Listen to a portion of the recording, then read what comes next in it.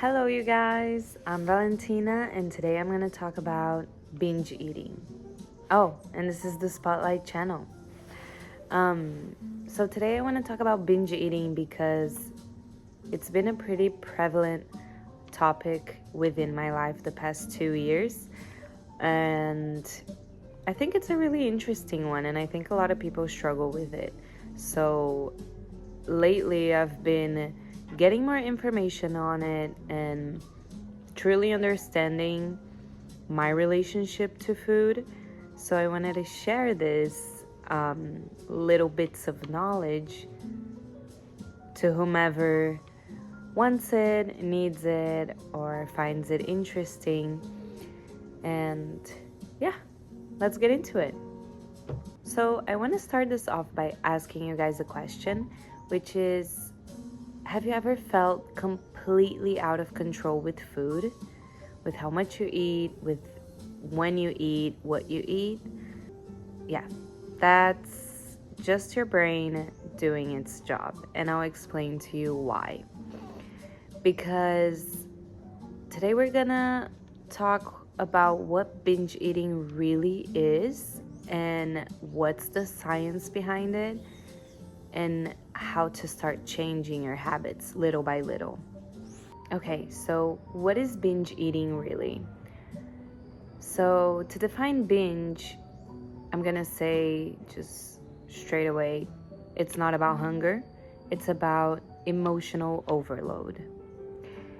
And within that emotional overload, we get into a cycle.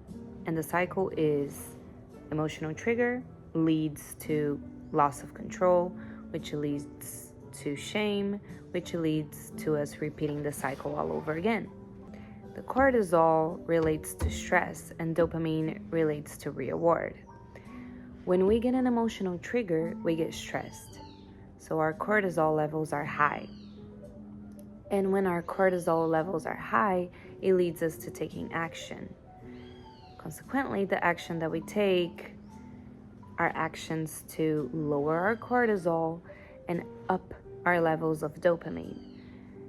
Those of us who take it out on food reach for the dopamine levels within food, with eating. And thus, our bodies kind of get the pattern of getting an emotional trigger. With the emotional trigger, we take action. With the action, we eat, because the action for binge eating is food, is eating food. And we feel shame afterwards because we didn't eat that food. We didn't feel good when we ate that food. We either ate too much of it or we ate food that is not good for our bodies, or we got out of our diet, whichever reason it is. We feel shame, and so we feel like we don't have any control over our food habits, eating habits. And so it leads us to repeating it all over again because we feel like there's no other way. We personally don't have a good relationship with food, and that's how it is. So to uncover that, we're gonna get into part 2, which is what happens in the brain during a binge. The habit loop is what I just talked about, which is we get a trigger. With the trigger, we take action. With the action, we get a reward. In this case, the reward is the dopamine levels. Trigger is the cortisol, the stress. So with the emotional trigger, with the emotional dysregulation, because we're dysregulated, we're not, there's nothing wrong with us. There's nothing going on that's outside of our control, basically. And I say that not in a discouraging way, because I'm actually making this video to be extra encouraging to change, because it is simple, but also when we have patterns, usually, especially if these patterns have been within our life for a long time, it is harder for us to change because we feel shame, because we feel like we don't have control over ourselves and our actions. So, the habit loop is trigger relating to cortisol. Then we take action so we can take out of that, so we can balance ourselves out, balance our emotions out, and re-regulate our emotions and our bodies. And with that, we get a reward. The reward being the dopamine levels. So the amygdala, which is our emotional center, hijacks our system during stress, which affects our prefrontal cortex, which is our decision maker, and it shuts down during that stress. That is why it's so much harder for us to stop eating or catch ourselves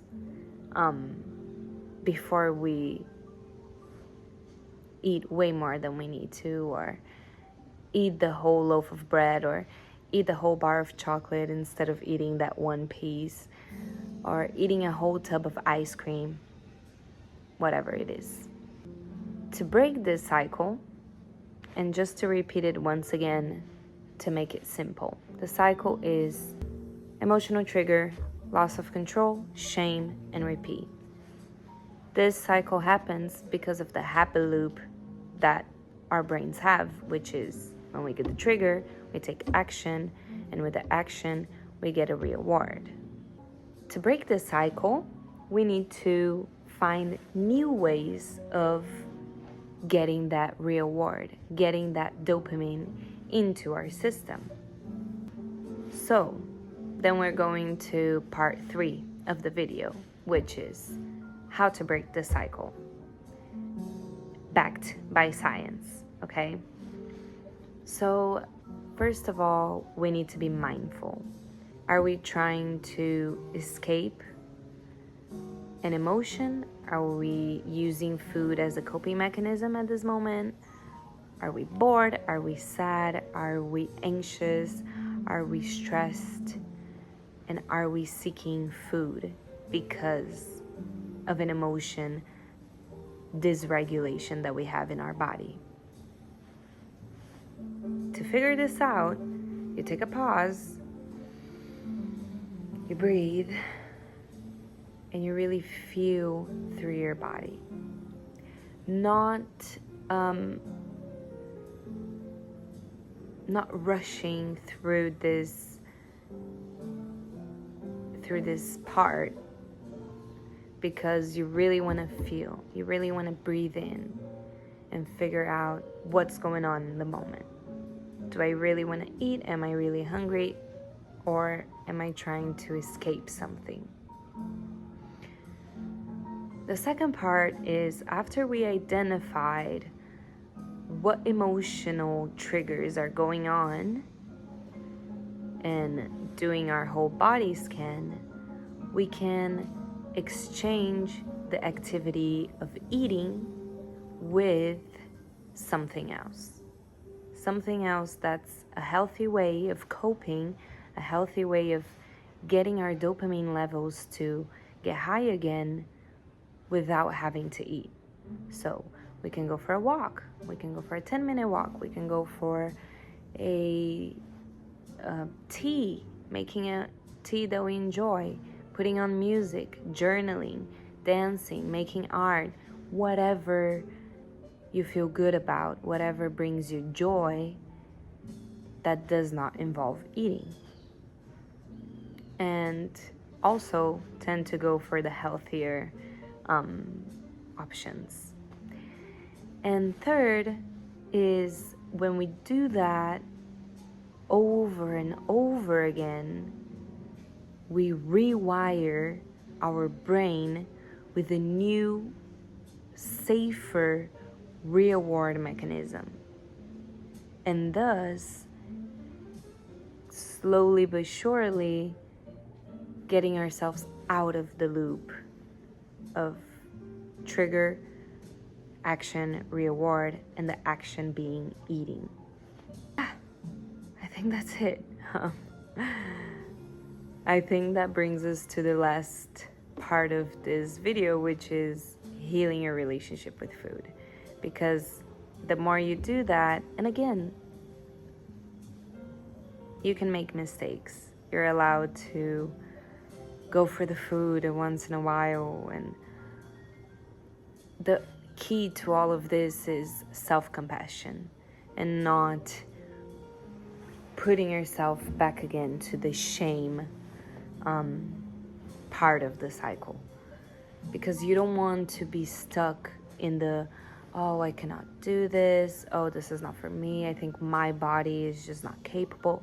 No, you don't want to be stuck in that, because now you know that it's a cycle that your brain has attached itself to be able to keep yourself safe from moments of stress and from moments of emotional overload. So you're allowed to make mistakes. You're allowed to get back into the healing journey, into the new way of breaking the cycles, and just be really, really self-loving and give yourself a lot of compassion and not label your change with either good or bad behaviors. Oh, I'm being good because I exchanged, or I'm being bad because I ate again. No, you're changing, and your body is not sabotaging you. Your body is trying to protect you by doing what it has learned to do. And so, slowly but surely, with small consistent shifts, you'll be able to heal your relationship to food. And I talk with experience, okay? Because the past 2 years has been really tough for me with that. And I got the idea of making this video because it has been really tough. And I was just all the time questioning myself as to, why can't I say no to food whenever somebody offers me and I don't really want to eat it? Why can't I stop at the one piece of chocolate instead of eating the whole chocolate bar? Why am I eating a whole bowl of popcorn after I just ate a full dinner and dessert and I don't feel hungry at all anymore? And I started looking into it. I started going deeper into the science of it. And I really just wanted to share, because I think this is a really, really important topic. And this is the second time I filmed this video. This is the third time I filmed this video. And I persisted on it because I think it's such an important topic, especially for women. Because since we're young, since we're really, really young, we're taught several things about body image, about food, our relationship to how we look. And so I just wanted to make this video as informative as possible and as simple as possible as well, so you can get the most out of it. That's all I wanted to say. I hope this was useful. I hope this was informative, and I hope you guys liked it. I hope you guys enjoyed it. If you did, please let me know.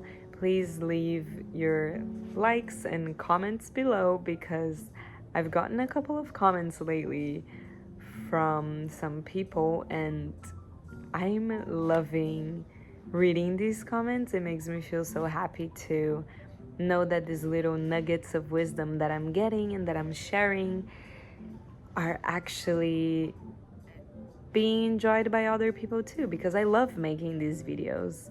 It's really enjoyable for me. So to know that other people are also enjoying it makes me really, really happy.